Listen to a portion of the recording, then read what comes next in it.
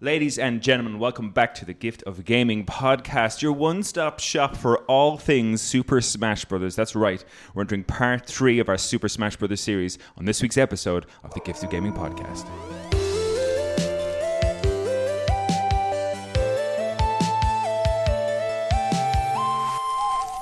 All right, it's me, your host, Darren Wade, and of course, I'm joined by Craig, the Critical Nolan, to continue our chat on all the characters that we love or hate, or just want to talk about in Super Smash Bros. Craig, how are you? I'm good, Darren. Thanks for having me on once again. No problem. I was like, we kind of have to, get this finished before we move on. There's still plenty of characters to talk about. But before we get into that, how are you? You playing anything? But we'll keep this brief. Keep it brief. We don't be into too long. But like, I'm playing Dave the Diver. If that was going to be your follow-up question, we talked about it briefly, but sure, we have to keep going. But it's just such a nice, simple game of just dive down, get some fish, watch some breathtaking, beautiful scenery, and then cook it all in a restaurant, rinse, repeat. I'm like, very easy. I'm very happy camping when playing that game. We met up to play Smash Brothers, and our friend Aidan, who had recommended Dredge to me previously, was like, he was telling us, guys, you got to play this game, Dave the Diver. It has a scare factor in it. It does. I don't want that. Whereas Dave the Diver is far more easygoing and chill. It's just a very fun, easy game to play. I put a little bit of time in it today, and I was like, oh yeah, I can see, especially the restaurant stuff. Yeah. Especially the restaurant. I mean, I love diving, but when you get into the restaurant and you're like hiring people to look after shit and making sure you got all the recipes enhanced. That was one thing, though. I didn't complete that side mission of getting the shark's head. I was afraid to like kill the shark. I was like, no, I probably need to like get stronger and go deep diving for ages. Mm-hmm. So anytime I was in the restaurants, I was so overwhelmed. I could never make it. Like, I was losing customers left, right, and center. Because you hadn't done that quest to get the extra staff. I didn't realize that. Because it was just a side mission. Yeah. I didn't realize it was like so important. Have you not gone to kill the shark yet? Oh, I have now. Oh, yeah. But like for a good while, I was like, how do I get the staff? Yeah. Like, I just figured the game would tell me eventually, and it didn't. So I'm sure at some point, because I know that our good friend Kev over in New Zealand had recommended alongside Aidan for me to play Dredge. I noticed that when I was on the PlayStation app, Kev's been playing Dave the Diver 2, so I might get him, you, maybe Aidan on. I keep saying that Aidan should come on for Dredge. We should do some some water games, some fishing sushi games to do a review of. He's also playing Dave the Diver. That's what you mean, yeah? Kev is, yeah. Okay. When you said Dave the Diver 2, I was like, there's a sequel. We haven't even gotten there. And there's a crossover for Dredge and Dave the Diver did a crossover, and I never looked into it, but I'm interested to see what that looks like. It's DLC for Dave the Diver. I downloaded it. I haven't got to it yet, but it's there in my menu. I wonder if it has like the spooky fish in it or something like that, maybe. I won't be playing it. Interestingly enough, Craig, and this is how I'm going to segue us into the episode. I was talking to KP only today. He was like, "Hey man, I've been listening to the podcast. I haven't been on in a little while. I've been listening to it, and I'm really getting quite excited about Super Smash Brothers. I'm heading to Galway this weekend. Could I borrow your copy of Super Smash Brothers so I can get good at the game?" And I was like, "It's already having an effect.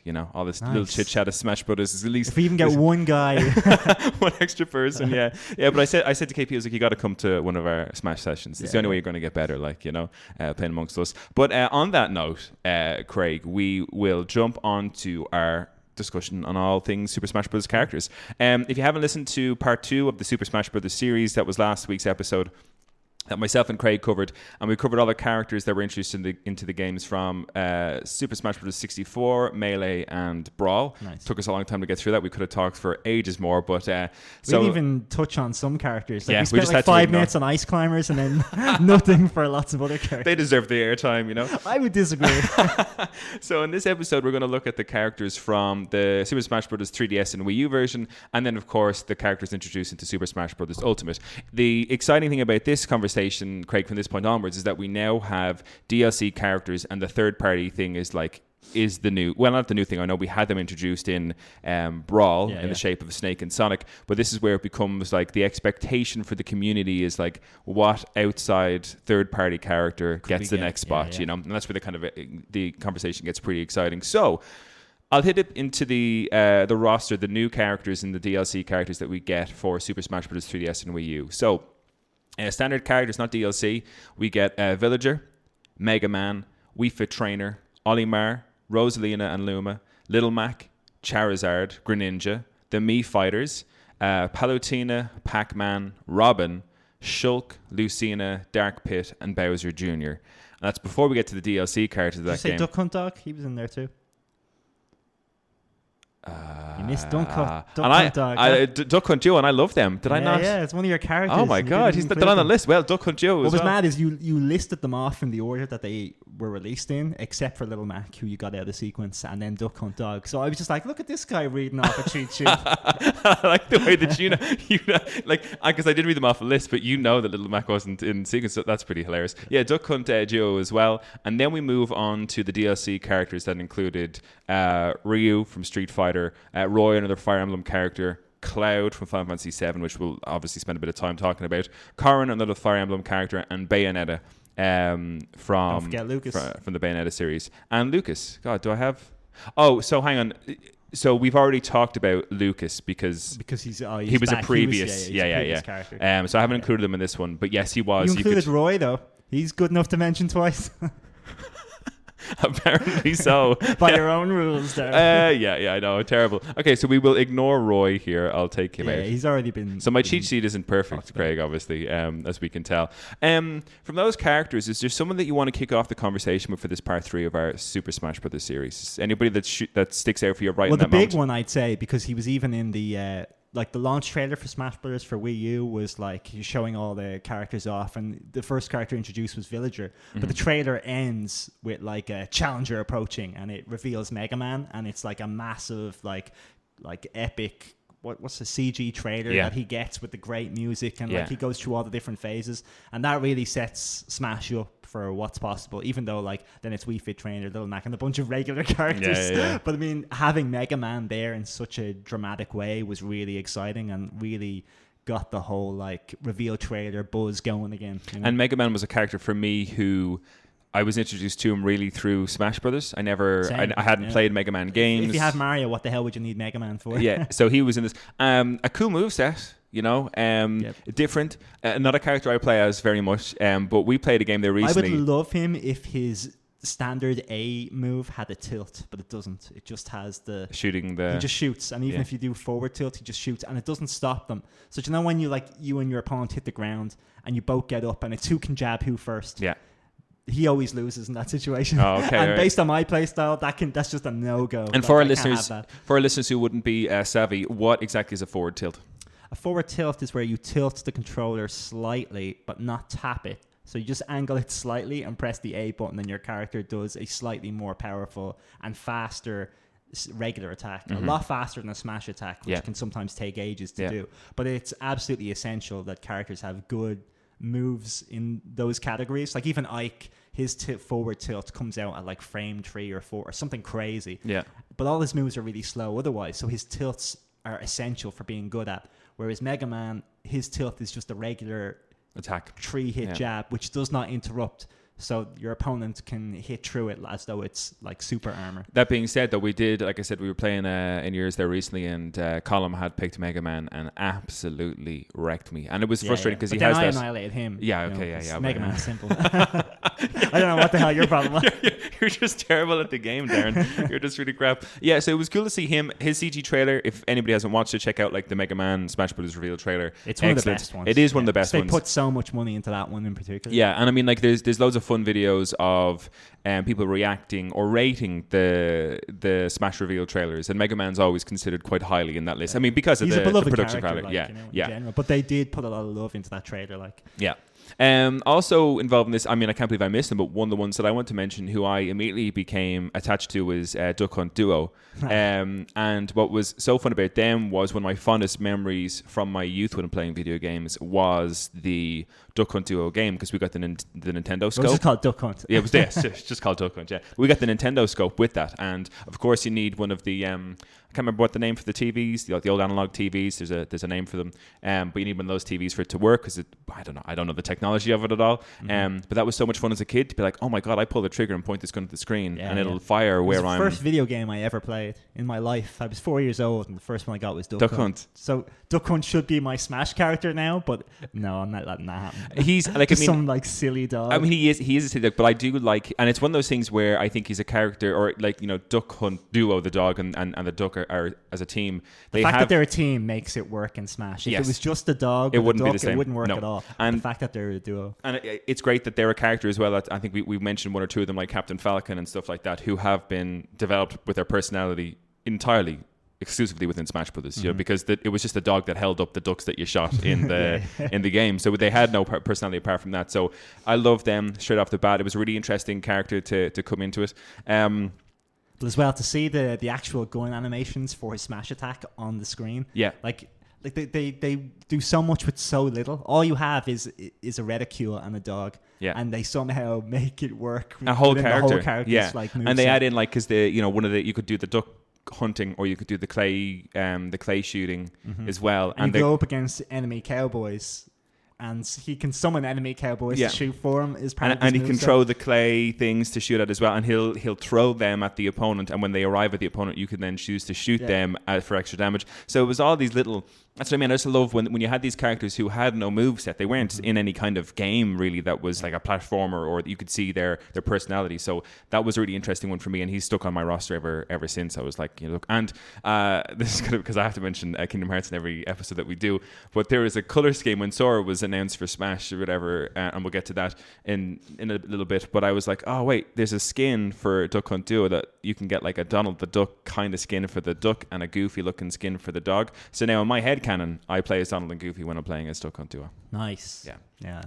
One I would lean more towards, and this is only because I think I was like one of very few people in Ireland who probably ever even played this game on the Wii when it came out, which was Xenoblade Chronicles. Because I think you could probably look that game up just the way you did with Skies of Arcadia, and I bet it would be worth a lot, because like I had to look in like 50 different GameStops in order to get it, and they only had one copy. So I think this is one of those games that had like just the first Xenoblade, is it? Yeah. Xenoblade Chronicles, but they re-released it on the 3DS and the Wii U, and I think even the Switch now. But the original was played by very, very few people. It came out only in Japan, and then years later it came out here. But by the time it did, the Wii U was just around the corner. So piss all, people got to play it. So Shulk was a character very close to me because I played Xenoblade Chronicles and I thought it was one of the best games I'd ever played. And his moveset, using the Mananado arts, the switching between them and stuff, his like counter being an actual see the future type thing. I went, that's brilliant. Yeah. He has he's one of those really fun characters who it's kind of outside the box a little bit with, because it's the down and B is it brings up that menu of all the different powers. That's Hero. Oh, that's Hero. So how do you bring up? So Shulk, you hold B and then hold B, and but then in the original, in the Wii U version, you had to cycle through them by pressing B, B, B like that. Whereas in this game, in this Ultimate, you can hold B and then choose, and that is way better. Yeah, like, way quicker. Because he was almost unusable on the Wii U because it just took ages to switch between them. But in the Smash game, or in Ultimate, he is now very viable, and I love Shulk. One of my favorite memories of you playing as Shulk was I think it was it was a 4-player Smash. We were playing on Bridge of Elden, and I switched to speed as the bridge disappeared, and I just ran to my death. But what was funny was you shouted speed, because depending on what mode you pick as Shulk, he'll shout the word. He'd be like speed, power, jump, whatever it might be, and you shouted speed just before he shouted speed, and then you ran so fast that you just ran straight through the gap where the bridge appeared and just immediately died. It's my one of my favorite memories of you playing as Shulk. Yeah, great character, and like again an introduction of kind of this new series. Xenoblade isn't Nintendo though, right? Xenoblade it's Monolith, I think they're called, or Monosoft, I can't remember. So with this list of characters, we already have between Mega Man. Well, they're a second party, they work exclusively with Nintendo. Yeah, so it's not too far outside the realm. So we've got like Mega Man, Shulk, and I think an interesting one for me out of this lot would have been quite exciting to see. I don't use him that much, but I do like him as Pac-Man. The fact that we got Pac-Man was like an OG video game character. If Mega Man's in there, they had to get Pac-Man, and luckily they did.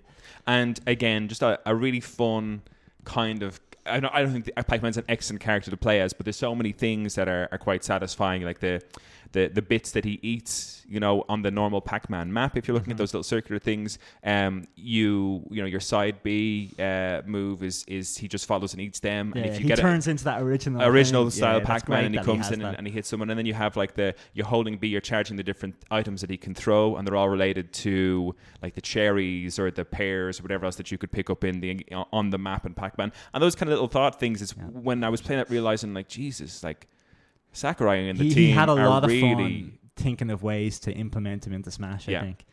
So he is like now again with certain characters here. I can't even think of what Mega Man's level is like, but Pac-Man's level is unfortunately like pretty rubbish. It's probably the worst level in the game. It's hard because they're just trying to make it yeah. It's not a pleasant one to look at. So like it's unfortunate where they nailed some things with the characters, but not others, you know. And again, like what was cool about the victory music for Pac-Man, if you ever won, you got that original monophonic or polyphonic, like the little starting thing when you started a normal game of Pac-Man. It started with that little motif, that little theme, and that was his victory theme. So all these little pieces, I was like, God damn, this is like, they're really putting a lot of effort into these characters. We get Charizard.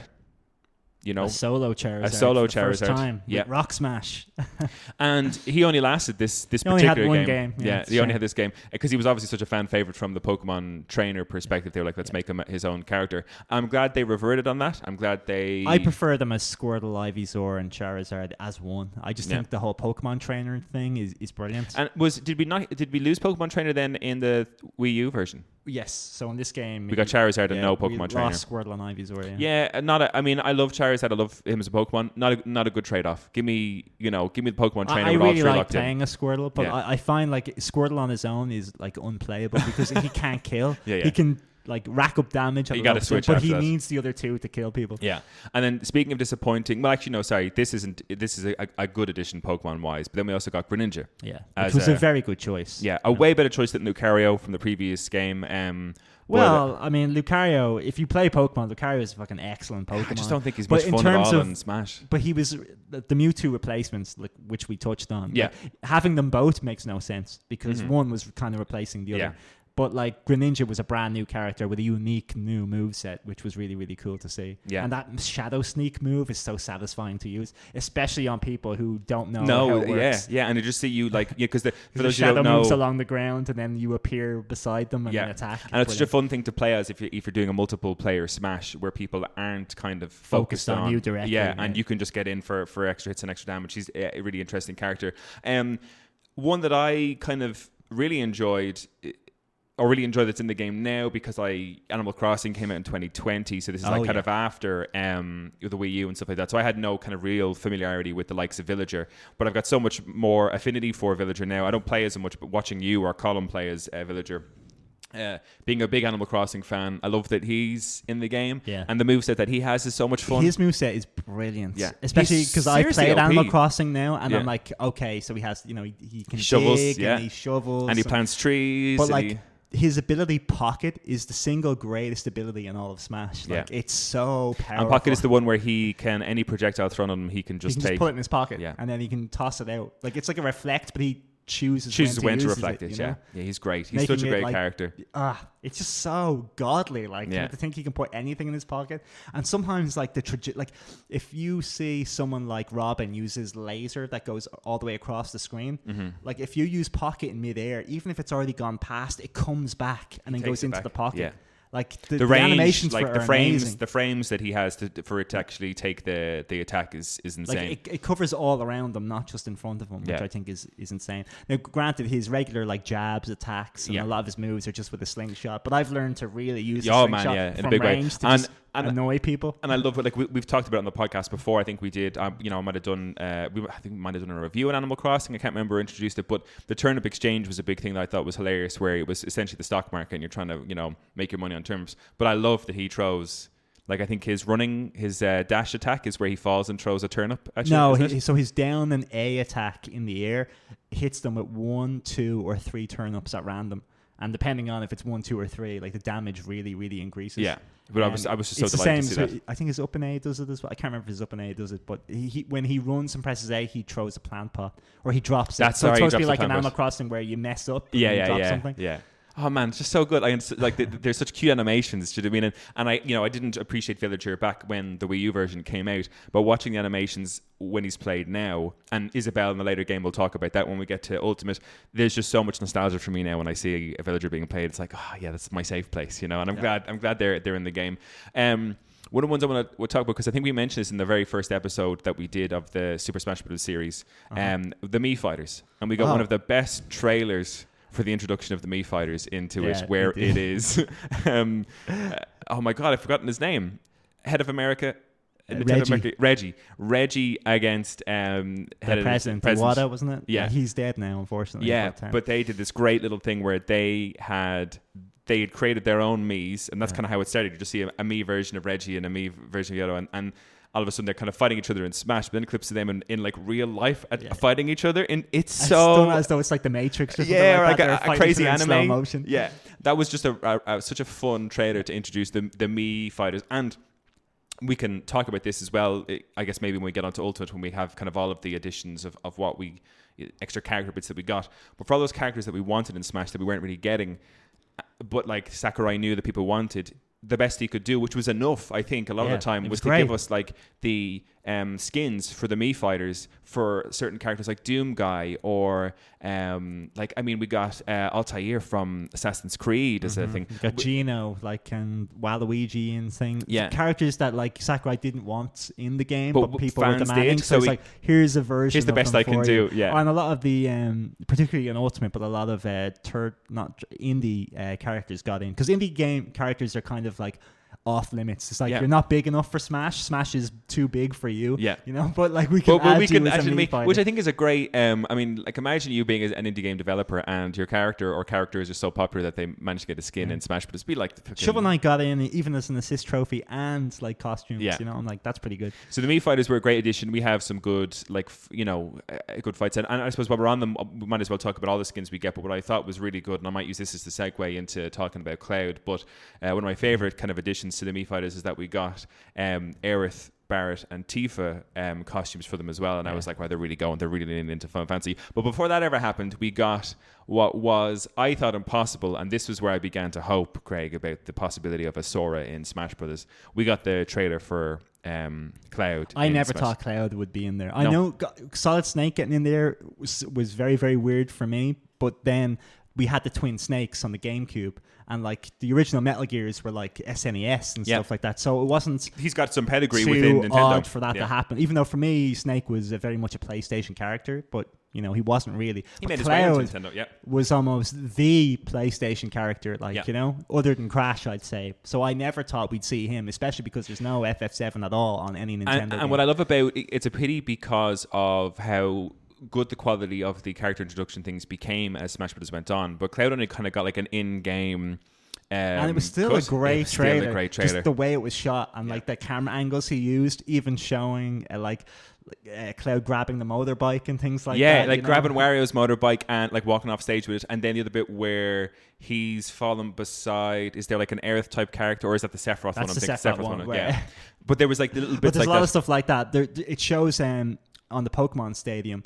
because it's kind of like a shoe-in for Aerith's church. It looks like a church, and it's him on the ground, and there's someone as Zelda holding a flower over him. Oh, yeah. That's so clever. They've done that. So clever. That's one of the better things about the trailers, is at any screenshot, you can notice that this is a clip from the actual game itself. Yeah. Like, if you're a big fan of the game, you'll go, oh, that's this. Oh, that's this. And this is where Smash Brothers, for me, becomes that big celebration of not just a beat-em-up game, but of video games in general. This, like, collection of let's put everything in, and let's give the little Easter eggs, the homages to all these new characters. So Cloud being in it changed the whole Smash Brothers, I think, kind of the culture around it for a lot of people. I think it pulled a lot of people into it to be like, oh, I'm not competitively playing Smash Brothers. People got way more ambitious with their choice of characters who could be in the game. So the DLC we got then, Cloud, we got Ryu from Street Fighter, an excellent kind of addition, like a really makes sense kind of character in Smash Brothers, just another beat 'em up game.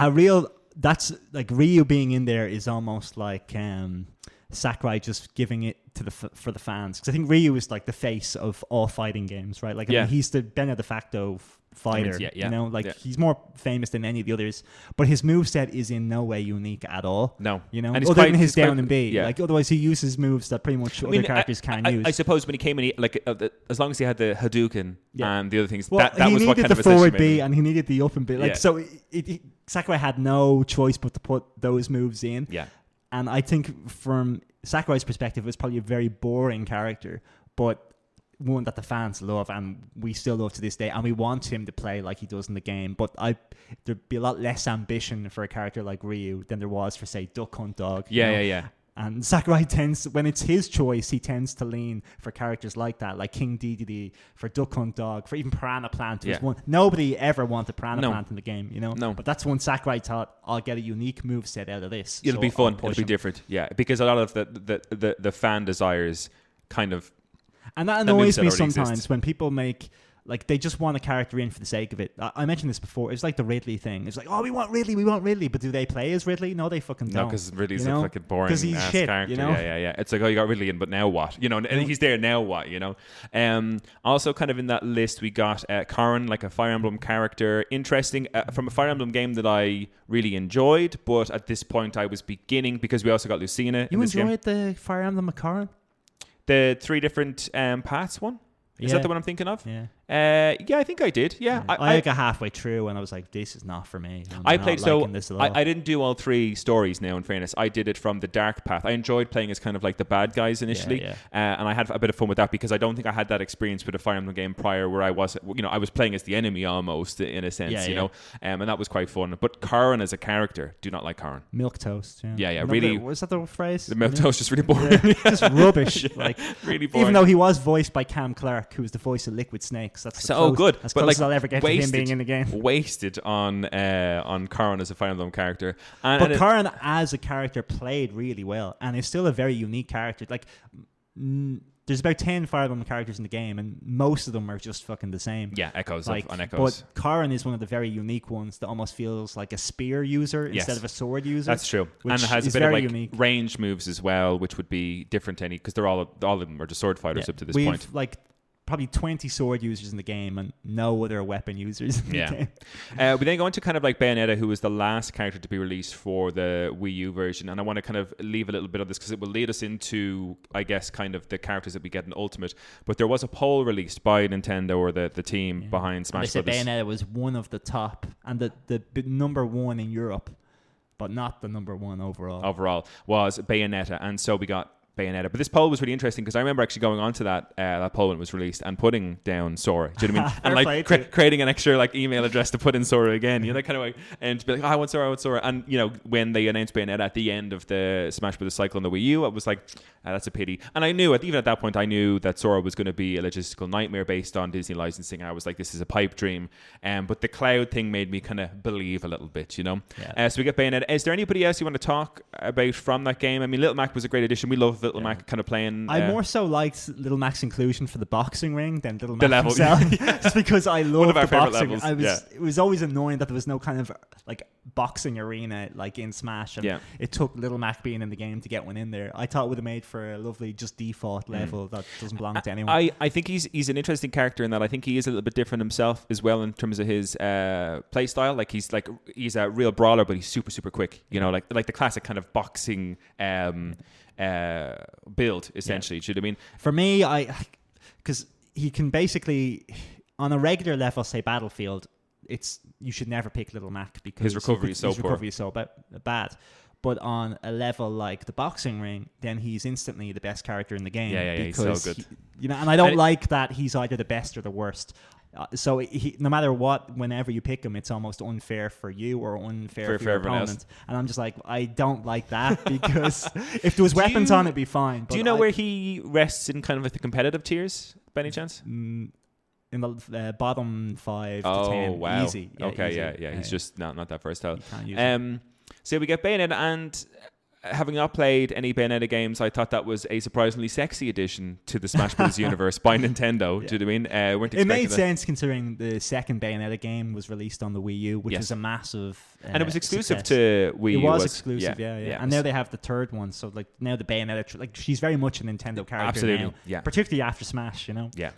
We now then move on to the Wii U finishes up when we get on to Super Smash Bros. Ultimate, which is like the greatest of the Smash Bros. Games by far. So and that's not up for debate. No, it's not.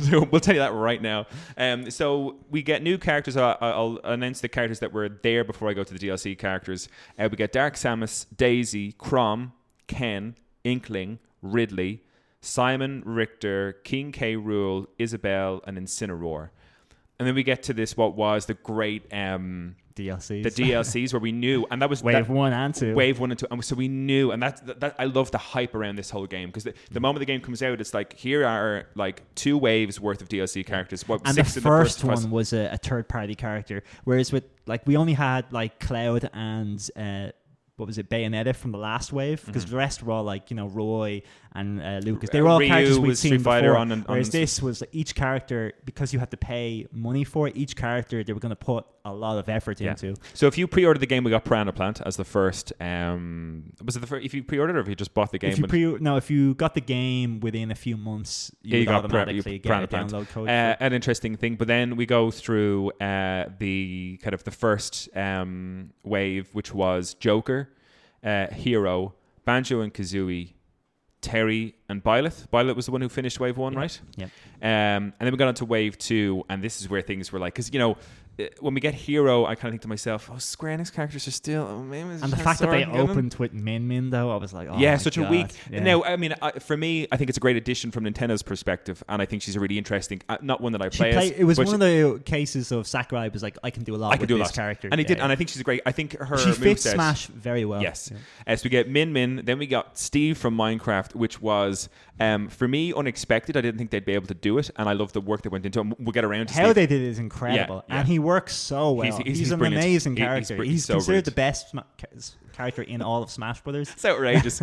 Absolutely outrageous. Then we move on to Sephiroth, which was such a win and a lose for me, because I remember it was announced at the opening of the Video Game Awards it was the Video Game Awards before we started this podcast, I think, the Video Game Awards then, and that for me was the nail in the coffin for Sora, because I was like, well, we're not going to get two Square Enix characters in this wave. Very unlikely. And I was it's a pity. After Sephiroth, we got Pyra and Mithra, which was a fun one. I had no relationship with their game whatsoever, but I was like, it was a really full-blown trailer as well. It went on for ages, their one. Interesting. And then we got Kazuya, and I loved Kazuya's intro. I'm a massive Tekken fan, so to have a Tekken representation there, I was like, this is very cool. I'm very happy that what I liked is even people who like Maximilian Dude is a massive fighting game fan, and as soon as he saw that it was like Tekken, he instantly thought Jin or Hihachi. Yeah. And looking back, I'm just like, but wait a minute, Kazuya is the hero from the first and second game. He's the hero from the first game. He becomes the villain in the second game. Oh, is he? But he's the hero of the first game. He takes down... Yeah, so whatever you want to do after that is irrelevant. Yeah. Like, Jin, Hihachi, fuck those guys. Yeah. If you were the first ever hero, then you were the bee's knees. I think what I suppose the mentality around Kazuya being there instead of the likes of Jin or Hihachi was that Tekken 3 was the big Tekken game. It was when it became kind of like really well known in the fighting realm. That doesn't matter to Sakurai. No, true. That's why you got your Kingdom Hearts 1 character. Yeah, that's why it was Kazuya and not... And I'm delighted. I've since gone back and like, yeah, he was the Tekken 1 hero. Why the hell would he choose anyone else? Yeah. And now I'm totally with Sakurai in that choice. I was like, to hell with Hihachi, to hell with Jin. Yeah. Kazuya I'm delighted that is he's the in guy. there. And he's great. He's a great addition. And then finally we got Sora to finish it all off, which was one of the greatest. That was such a hype moment for me watching him come into the game. Hype moment for everyone. So good. People who don't even play video games probably watch that trailer. Yeah, it was amazing. And I get to have, again, I think, which was such a great thing to kind of finish off the character collection. Like he shakes Mario's hand at the end with the entire cast there behind him. But it's simple and clean. It's that orchestral version of Simple and Clean. The best version. It just really heightens the emotion behind the game, because this was, the last character that we're getting in Smash. So like Sakurai, he does these great, character introduction videos for all the characters. And this was like his goodbye video, as well as we're getting Sora. It was him saying, I'm finished with Smash Bros. I hope you all enjoy, because I won't be making another game. He didn't necessarily say that. No, he didn't say that, but we don't. Because I'm holding on to dear life that he comes back. But it was this thing of like a real kind of bittersweet moment, that it was like, it's the end of Smash Bros. Ultimate essentially, but what a way to fucking close out the character list having Sora. I'll start with Sora because we're kind of on that topic at the minute. I always wanted him to be in the game. From the moment I saw Cloud in the Wii U back in whatever year Wii U came out and Cloud was there. So I've been waiting for years. And the funny thing was, me and Luke did this podcast years ago. We never really released an episode, but we tried to do a couple episodes. And the little fun thing we did at the end was me talking about Sora's chances in Smash Bros. It was always this like 2-minute like little fun bit that we did. And my thing was like #Sora for Smash. And if I was a big Twitter X user, I'm sure I would have been putting that out there. But to see him get into it was amazing. But only to see him get into it. But his moveset and everything, because you get a couple of duds. Do you know what I mean? Characters come in and they're great characters in the game, but they don't play like a whole lot. But watching his character video where they were showing all of his moveset, I was like, not only is this so true to the character, he is so good. Yeah. Like, he's such a good character, so well-rounded. All of his moves make sense from the Kingdom Hearts series, of course. He uses magic, and he's real floaty, and he's quite quick, and he's got a counter. I was like... And he glides across the ground. Oh, man. He was perfect. And one of the things I want to talk about, we won't have time with these episodes, really, I don't think, unless we get into it, was the character skins that we saw in characters. He is better ones than ever. I think he is, like, all 8 of his are unique to, like, his game character, which is like unbelievable, because, like, I remember seeing the skins and I was like, oh, this Kingdom Hearts 1 Sora, that's who it's based off, that's cool. And when I saw him come in, I was like, we're probably going to get a couple of, like, reskin versions of his Kingdom Hearts 1 clothes, whatever. I assume they'd just be slightly different colours, and even then, barely. You know? But then we got Kingdom Hearts 2, Kingdom Hearts 3, Kingdom Hearts Dream Drop Distance, then we got his Wisdom and Valor form, and then his Master form. I was like, Jesus Christ. And then they got the Disney form, like the old school black and white Steamboat Willie kind of style Disney, and they put that skin on him as well. I was like, the effort they put into this character is fucking unbelievable. Sora was amazing. Is there anybody on that list you want to kind of Sephiroth was my favorite, and the reveal trailer for him was just top notch. Oh and my at the Game God. Awards, it just blew my mind. I lost my shit, and like I've since rewatched that trailer maybe a dozen times, like more than any other trailer I've ever watched, just because I love just the surprise factor of it and the way he arrives, he kills the main boss. And then from Smash Brothers, he stabs Mario through the overalls, creating the most iconic image of all time. Yeah, Sephiroth, just like what it looks like. Sephiroth holding Mario up, like in the way he did in Advent Children. I'm like, that, I almost would get that. Like, I already have in my living room, I have the entire cast of Smash Brothers, you know, from the big mural, the poster, the mural with all 86 as they were released. As they introduced characters, they had this mural, this painting almost, and they would just add in the next character. But you've got the whole thing in your living room, which looks amazing. So I have that framed over my living room like couch. But if I didn't have that, it would be Sephiroth holding up Mario, because I just think that is just a beautiful piece of trivia. Like. And for us as the Final Fantasy fans, what was very interesting about Sephiroth being introduced was, as I said, we got the kind of Aerith Barrett and Tifa skins for the Wii fighters, but then we got this whole Advent Children upgrade for Cloud, because when Cloud came into the Wii U version, he was just Cloud. I don't even know if his Advent Children skin was in the Wii U one. It was, yeah. But then this whole game, so obviously Sakurai and had a chat with Nomura, and they were like, we want to introduce not just Final Fantasy VII Sephiroth, but Advent Children Sephiroth, because the whole trailer is Sephiroth fighting Cloud like they do in the movie Advent Children at the end, which is crazy. Replaying a lot of the scenes one for one, outrageous. What an intro. And I remember watching it being like, because I think he did that because he already included the Advent Children skin, so he's like, well, I have to double down on this. Yeah, why not?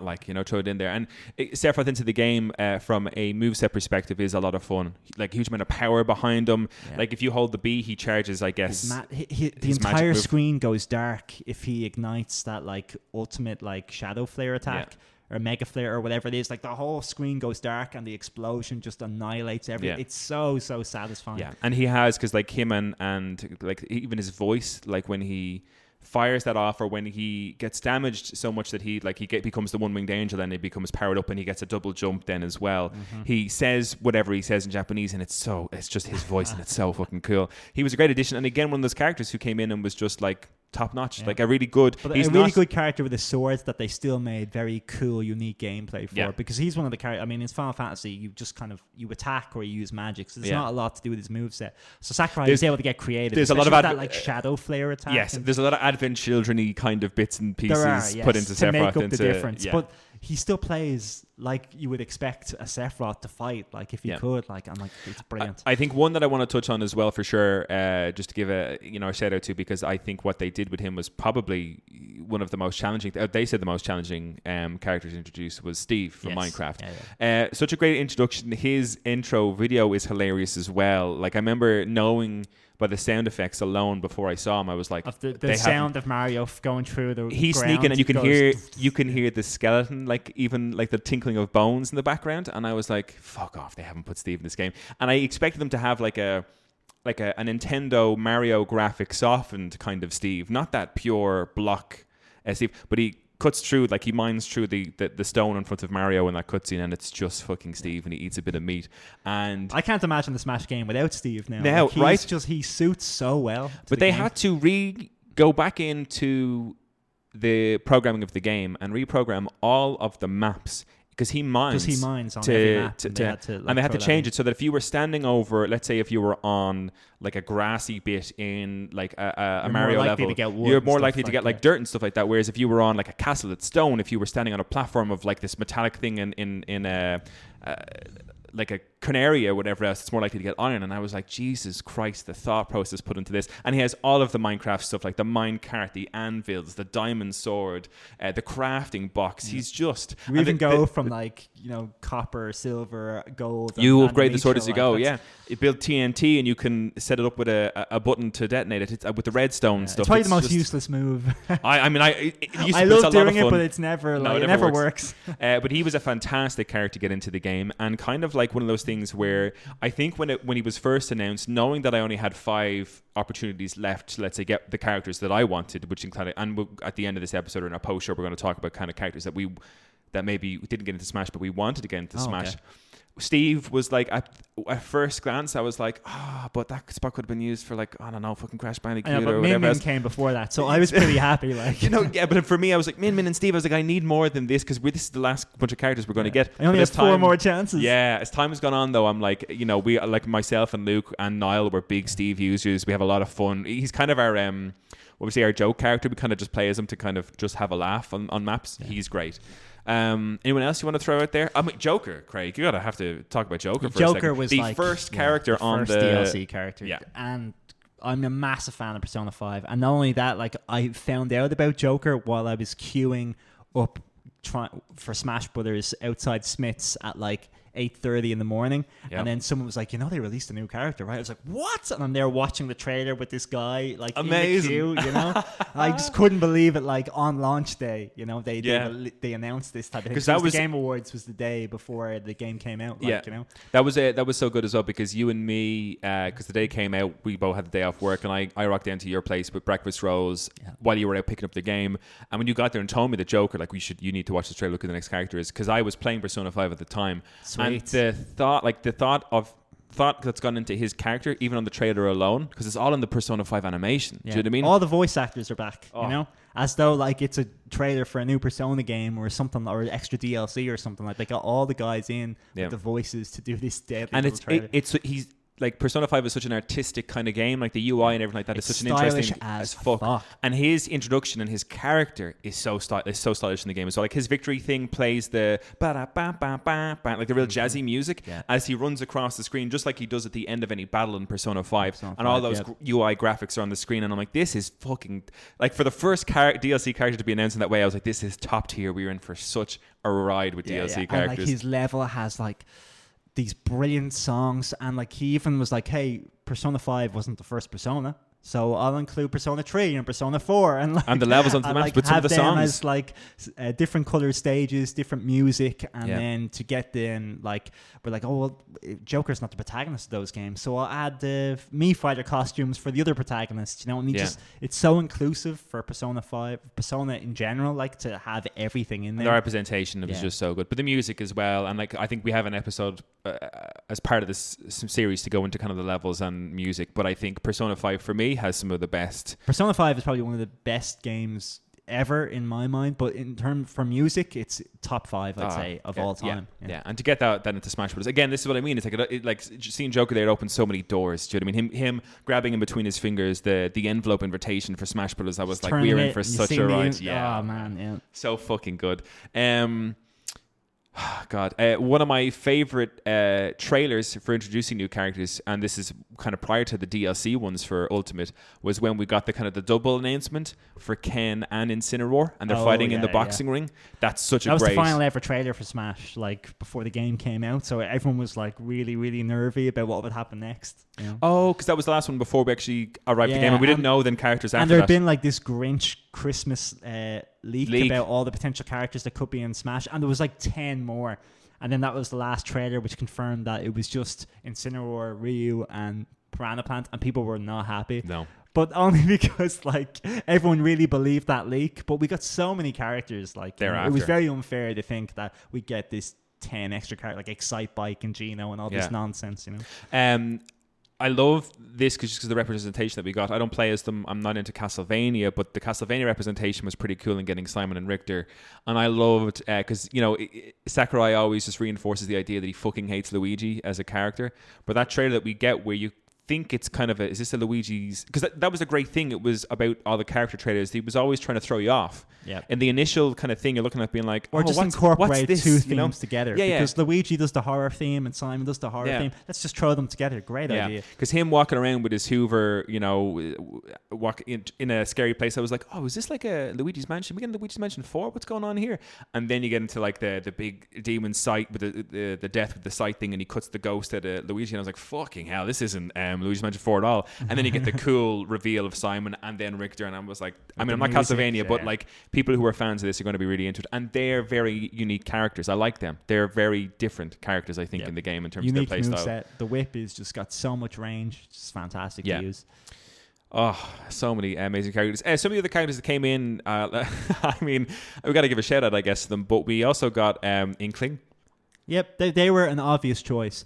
And one that I would, to this day, if they remade Smash Brothers 1, Inkling would be in there. Yeah. Because Inkling is now a huge character for Nintendo. And was Inkling the announcement trailer for Super Smash Bros. Ultimate? Yes. So it was a Nintendo Direct, and all of a sudden we were just watching two Inklings like fight each other, spray water at each other. Oh, yeah. And then all of a sudden there's a flame in the background, and one of them looks up, and then in her eye you see the Smash logo. Fucking that reveal for Smash Ultimate was like, I remember watching that and then making sure to show each of you, like you, Darren, Thomas, Colin, and I made sure to show you all one at a time, so I got your reaction. Everyone's individual each time because I just wanted to enjoy your reaction with all of those. Like just from a directorial perspective, these trailers were done in such fantastic ways. Like the King K. Rool one and the Banjo-Kazooie one were kind of done as like, brilliant. Oh, you think it's going to be this, but it's not. But it actually is. And that was real fun when they did that one, because it's like Donkey Kong and Diddy Kong looking at the window.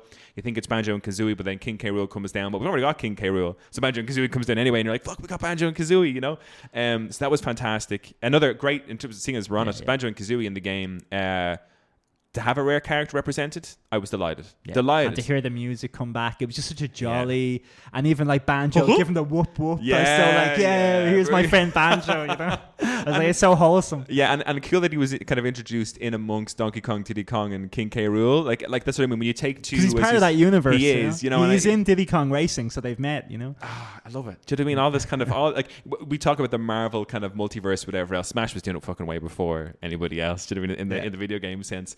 One of my favorite trailers, introduction trailers, was Heroes.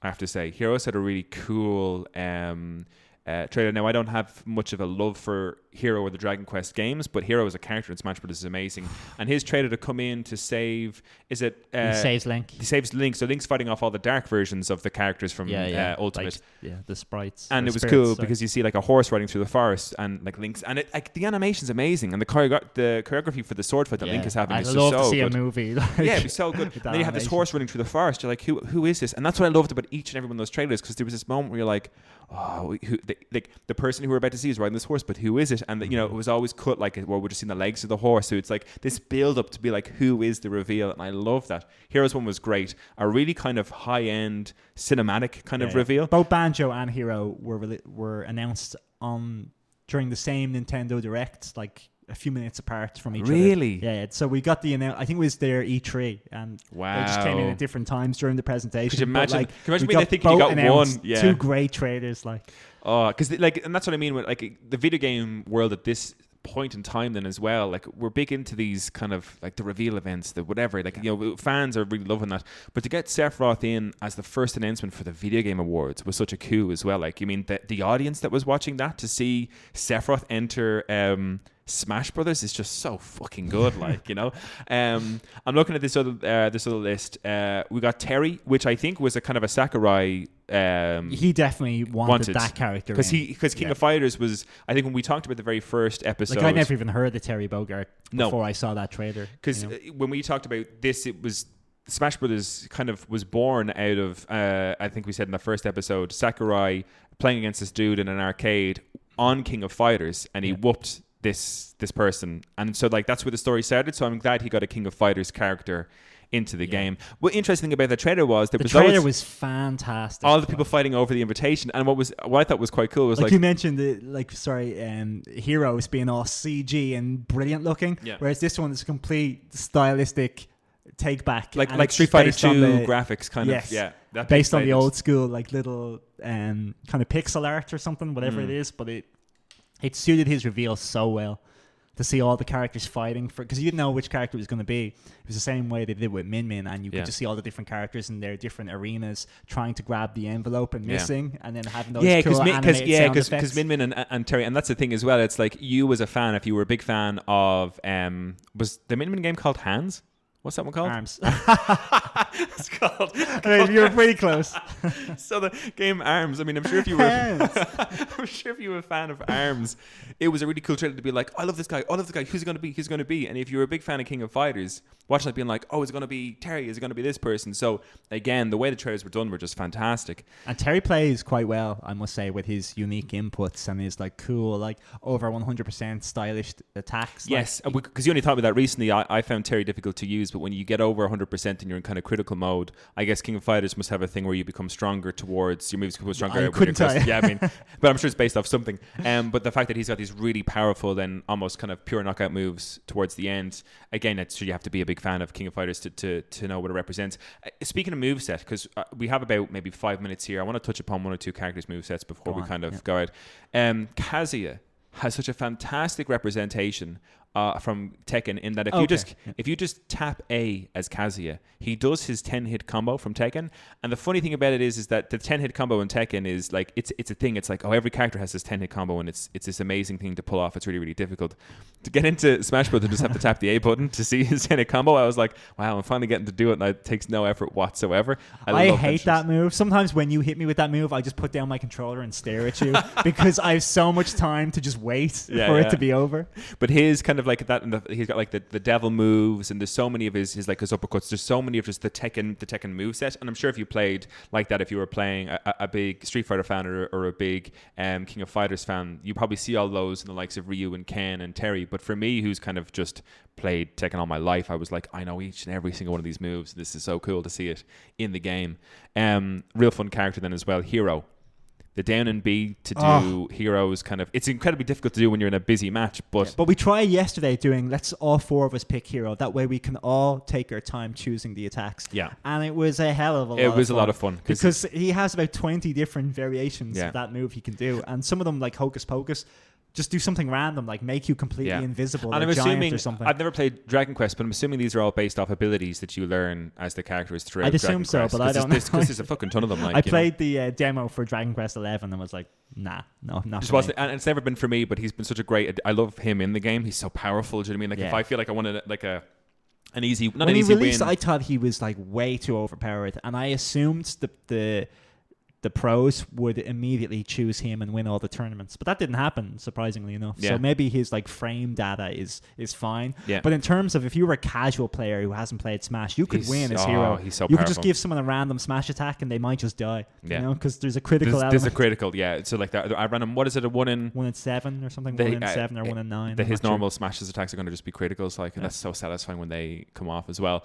Did you enjoy Joker's moveset as a person who played Persona 5 to see? Well, Joker's was a very, very tough one because Joker fights with hundreds of personas, and you only ever have Arsene at the very, very beginning. Like, if you play Persona 5, you would be shocked to know how little you play with Arsene. Like, so Arsene, just for people who don't know, was the first kind of Persona spirit character that kind of empowers Joker in Persona 5. But he immediately moves on to bigger and better, even though Arsene looks the best, because then you're getting like these frosty snowman and shit, but it's more powerful. It does more damage, but looks nothing as good as Arsene did. And you can stay with Arsene if you want, but he never learns any new moves or anything like that. So, but as you said, it's like that with Kazuya being the original Tekken hero, Arsene is the original Persona. He can't have multiple personas because it would become like a Pokemon trainer, and you'd have to have a dozen for him to even make sense. So I like that they just stuck with the one that was Arsene. But Joker's moveset is not very like if you want to play Persona 5, it's not at all like how Joker plays. Although his grappling hook was brilliant because they announced the grappling hook for Joker before Persona 5 Royal was even announced yet. And then when Royal came out, he had that exact grappling hook. Yeah. So either the creators of Persona went, "Oh, I like that. Let's put that in our game," or they had already spoken to the developers. Spoke to Sakurai and went, "Hey, why don't you put this in?" But either way, it's brilliant that there was communication between them behind the scenes. Craig, we're kind of running out of time because you need a post show and we do need to get the hell out of here afterwards. But kind of before we go, can I get, and that's probably going to be a tough one for you, or maybe not, your top 5, starting from 5, working your way up to number 1, your top 5 characters from Smash Brothers. How would you... My top 5 characters from Smash Bros. Yeah, well, that's easy. They're the 5 I use the most. So starting at 5 and working up, who are your choices? So Joker is in 5th place. I just love Joker. He's a great, unique moveset, and like he's good to play. Not only is he good to play, but I love the character. I find him very hard to fight against when you're playing as him. He's so quick. He's quick and nimble and brilliant in a like one-on-one situation. 4th, I would say, is Ike, who has kind of gone down a little bit in my list. Ike was my guy in Brawl, which I played probably the most of, and I just love his overwhelming power. Yeah. And in a 4-player game of Smash, Ike is super powerful. Yeah. You know, he's just in a one-on-one, probably not as much. I probably never really go one-on-one with someone, although I still think I'd probably win. But like when you play as Ike in 4-player Smash, you know you're going to kill some bitches. Like you are going to annihilate. You might, if you're not going to win, there's going to be a couple of KOs. You're going to take a lot of people down, like regardless of the situation. 3, I would say, is Mario, and that's only because of his forward A move, because he does an overhead smash that if he lands, they go straight down and they die. The meteor smash. And I love seeing that. Yeah, so I pick Mario all the time. In the animation, his fist gets bigger in that animation. Yeah, it's very My cool. greatest kill ever in all of video games was I was Mario and I was fighting Column Sonic, and he did that move, you know, when you charge B and it like does an automatic torpedo. I jumped up and did my forward and A, but as I did that, he connected with his charge B attack, and I saw red. You know, meaning I saw red as in I got angry. I mean, the game told me I had died by going red, and my Mario flew up into the screen and died. But my forward A connected, so Sonic just immediately dropped to his death, and I won the game. But I was dead. I was flying off to die. So it was just one of these iconic Mario versus Sonic. The two collide, and Sonic would have won, but he died before he could achieve victory. So, and I'm like, that is the single greatest kill I've ever seen, and I wish I had it saved. Nice. One of the few replays that you don't have. But that's why Mario is my 3rd, but his combo potential is just so brilliant as well. 2 is Yoshi, because I just think he's really, really fun to play. His aerial game is excellent. I think his aerial game is almost top tier. I find him very difficult. I think he's probably the best character in the air, and I spend most of my time in the air. Like, I rarely stay on the ground. I like to fight in the air, making it as anime as possible. Like declaring my attacks and stuff like that, and his up tilt in the air. Like, if you jump quickly, sometimes you can hit them before they've even seen you. Yeah. That is his tail attack, is it? That's his tail attack. Yeah. It is so quick. Yeah. It just comes out before characters. Like, if I'm playing against Kirby and he turns into a brick, sometimes mid-transform, he's dead because I just got to him before way too quick. And then number 1 is Wolf. Nice. And not because I love playing as Wolf, just because I love Wolf, the character, and I think he's really, really cool. But to play well as Wolf, you need to be able to do reverse aerial rushes and attack cancels, and I can't do any of them. So I'm not very good as Wolf, but I love playing as him. And that Wolf Flash move is just as satisfying as Mario's 4-day, and it spikes them down hard as well. So Wolf is my 1. Very good, very good. I'll give you my 5. I'll give an honourable mention to the Ice Climbers, who almost went into my top 5 just because they're just so fun to play as. They're not great. If we looked at your data, I think they are now in your top 5. Amazing. I'd hope so, because I think I'm not great with them, but they're just a lot of fun. They're just different. You know what I mean? I like playing like a different kind of move set and whatever else. But my starting at number 5 is Young Link for sure. Nice. A real versatile, great character. I had great memories of playing Ocarina Has of Time. the original hookshot, which a lot of people downgraded from Link just to have that. Yeah, because it was such a way better grab than Link's new one. A grab that has range is just worth its weight in gold. And then my number 4 would be Duck Hunt Duo, again, because I think it was one of those characters that I was most impressed with what they brought to the character by introducing him into Smash Brothers. And again, I have a lot of fun in terms of he's a great range character, and you can control that bomb by pressing B. He'll kick off a bomb, and the more times you type B, the more times the bomb will move. And that's such a... I love messing with people when there's a match on, like especially if it's 4-player Smash, and I'm just sneaking these bombs into people, little kick-ups to try and block. Yeah. And you have a lot of control of the trajectory. Yes, the way it flies. Yeah, absolutely, which is a lot of fun. Number 3 is Roy, one of my favorite Fire Emblem characters. Possibly one of my favorite Fire Emblem games, but it's a bit older now, I think. Do you know what I mean? In terms of the new ones offer so much, but I really enjoyed the one with Roy. Luigi. You played the one with Roy on the Game Boy Advance? Yeah. Oh, yeah. I never played that one. Yeah, on the Game Boy Advance, because I didn't play because it was what was it on before that? Because it was on.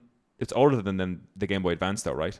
Is that not an older Fire Emblem? No, because Fire Emblem was the original was with Mart, but the newest one that released shortly after Melee's release was like Fire Emblem 5 or 6 or something like that, and it was the first one to ever release in Europe.